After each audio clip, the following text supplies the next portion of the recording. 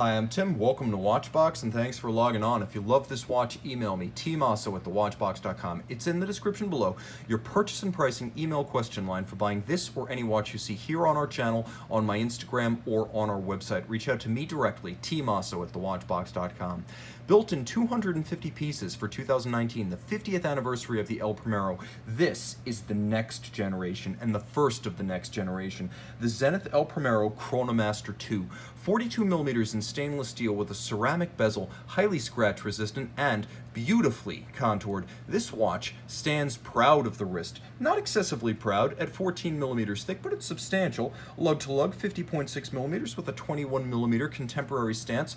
The spacing between the horns giving the watch a planted look on my 16 centimeter circumference wrist. The first of the true second generation El Primeros is an imposing watch, though it's neither undersized nor oversized. 42 for a sports complication is what we're going to call full size. It's nicely made and thoughtfully appointed with a large rectangular scale alligator leather, black semi-gloss with a contrasting silver satin stitch on the underside. It's lined with natural vulcanized rubber for souplesse against the skin, but also to isolate the leather from the moisture, heat, sweat, grit, and oils of the wrist.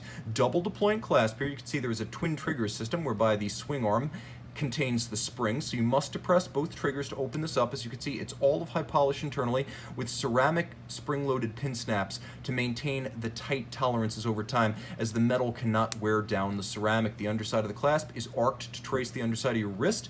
The case is simple but strong. The Chronomaster case, squared off, slightly invert tucked lug ends, polished bevels, lug hoods satinated, mid-case satinated, and as you can see, there's satin between the lugs. The flank as well as the conical top of the bezel in high polish, and then you roll around to the crown side. You can see the Zenith 5-pointed star logo as well as vintage-inspired pump-style chronograph pushers.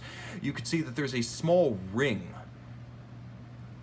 formed into the cap of the pushers, and this is a throwback to 1969 when the Zenith El Primero became the first high-beat integrated automatic chronograph caliber. Today, Zenith advances the state-of-the-art with the caliber 3600 you see here. It starts with the striking 10th complication that Zenith launched back in 2010, taking the 10 beat per second El Primero and expanding 10 seconds to cover 360 degrees of the dial. It gives you the ability for the first time to actually discern those tenths of a second when reading the chronograph registers. Triple overlapping tricolor registers at center, and you'll note there is a skeletonized peripheral date disc. It has a small highlight at 6 o'clock, and so you are able to see against the back blacking the skeletonized date disc. Now, another feature this watch has for the first time on an El Primero, hacking seconds. So that's a serious refinement. You have hacking seconds and the quick set date.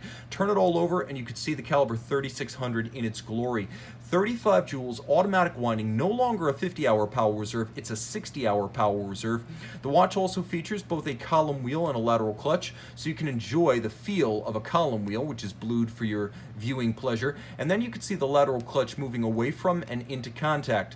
When it's out of contact, you can then activate the recentering hammers on the hard cams at center. As ever, it beats away at 36,000 vibrations per hour, and Zenith has a distinctive styling tradition, modified here. Instead of using the engine turning on all the bridges, you can see there's a lovely satination or a thick directional graining on the base plate, several different finishes, the directional graining, machining, and media blasting on the rotor.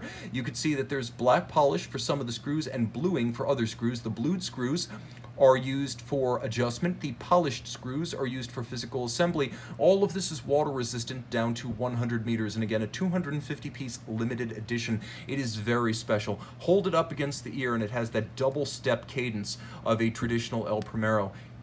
The timepiece, of course, remarkably versatile and a historic first for one of the great brands in watchmaking. There's not a whole lot that you can say in the first 50 years of the El Primero that was truly a world premiere. There was the original watch, sure, the arrival of the flyback in the 90s and the tourbillon in the 2000s, but this is a milestone. This is the El Primero for the next 50 years. Get in on the ground level with the first of what is next. Possibly the favorite watch of all I reviewed today. And we're back with the Chronomaster 2 by night.